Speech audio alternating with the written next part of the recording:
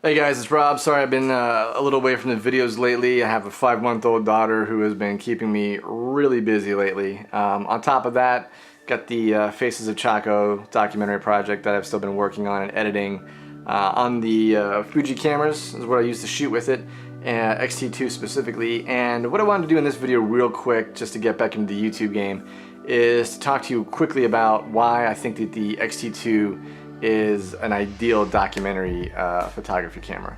Probably the first thing I would say about the X-T2 is that it is very unobtrusive. Not quite the smallest camera out there, but also not a giant hulking DSLR that would, scare people off.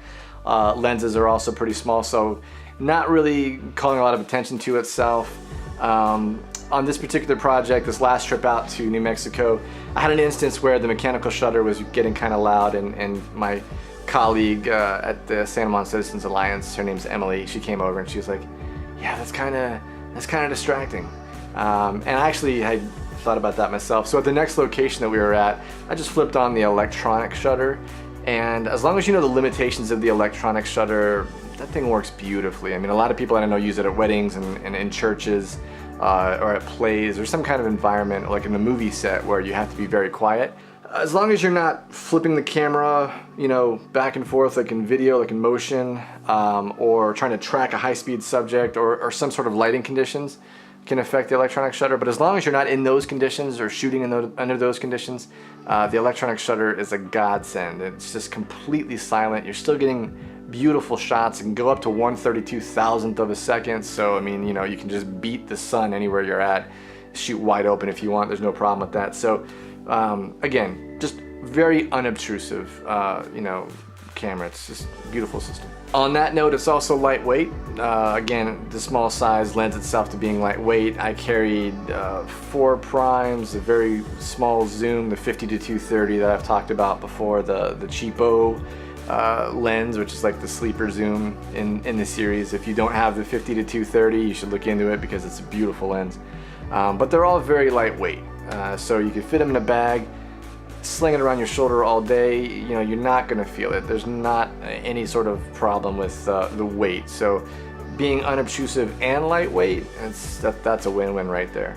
Another point for the X-T2 as far as documentary photography goes is the versatility of it. You've got this beautiful stills camera. X-Trans 3 processor is just beautiful. Colors, film simulations. You can get all kinds of looks straight out of the camera. But you've also got this great video camera too, where you can get some really beautiful footage up to 4K if you want it. I still usually shoot in 1080, but yeah, you can shoot up to 4K if you want. It's so you got this beautiful video system all in one. If you have an external recorder, you can shoot log, so then you can get into color grading. I'm even using it right now to shoot these YouTube videos. So it's not only a documentary photography camera, but it can be a YouTube camera. You can use it as a video camera as well for other events. So it's a versatile system, and you can put all kinds of different lenses on it.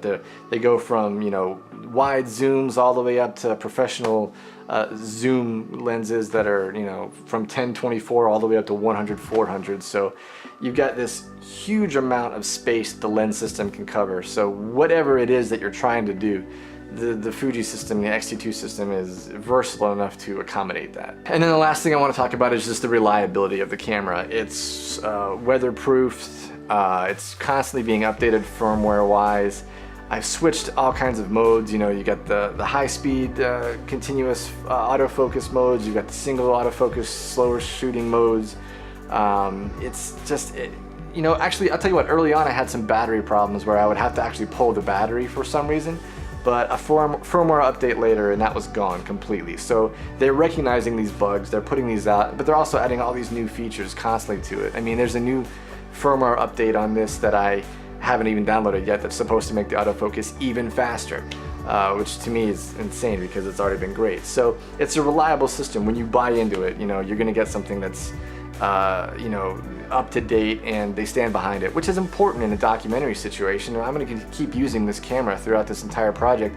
I want to make sure I know that it's supported. If something should happen to it, then it's going to be taken care of by the company. But you know, being as much as I've used it right now, I'm comfortable with it. I don't think anything's gonna happen with it. So yeah, that's all I really wanted to address in this quick video. Is just, you know, if you're getting into the documentary photography game, or if you want something that, again, is lightweight but unobtrusive also, and it's also reliable and versatile, and whatever other good things you could say about a camera system. I mean, the X-T2 has been checking all the boxes for me, and I'm gonna link down below to some of the Faces of CHACO stuff so you can see some of the photographs that I've been taking with it. But definitely, if you're getting into the documentary game, or even just street photography, or you know, even nature photography with these zoom lenses they have out there right now, right?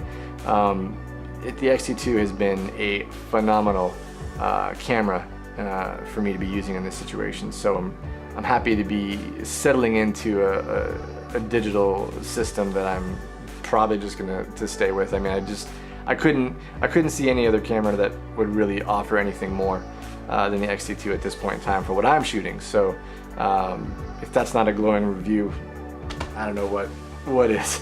If you have any questions about the X-T2 or the projects that I've been working on, or where I've been for 5 months, shoot me a comment down below, and I'll be happy to keep the conversation going down there. All right, so other than that, more videos on the way, and that's it. I'll talk to you guys soon.